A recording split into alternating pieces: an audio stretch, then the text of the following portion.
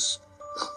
I'm Dr. Don Cantel, and you found me today in my favorite setting in all the world, here in the children's village, the Village of Love in Miezi in northern Mozambique.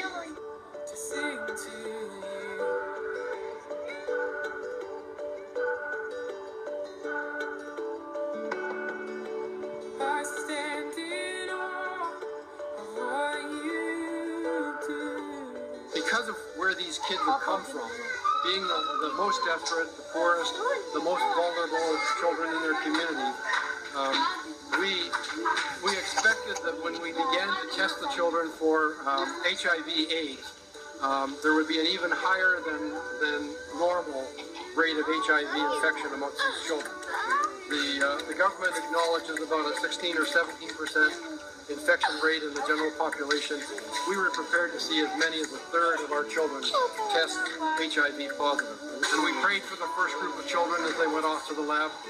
And I kind of held my breath, waiting for the mixed news. And I got an excited message from our nurse, and she said, "I can't believe it, but every one of your children tested HIV negative." And so a week later, we sent the next batch out, and every one of those kids was also HIV negative. We sent the third batch a further week later. Every one of those kids was HIV negative. And when we sent the fourth and final batch of kids out, it included one little girl who at the time was 18 months old. Her mother had died of AIDS, and her mother had nursed her for 6 months before she died. If there was ever a child that should have been HIV positive, it was this little one. And every single one of them was HIV negative. And we know that many of those kids came to this center infected. And that Jesus just performed the most amazing miracle of healing transformation.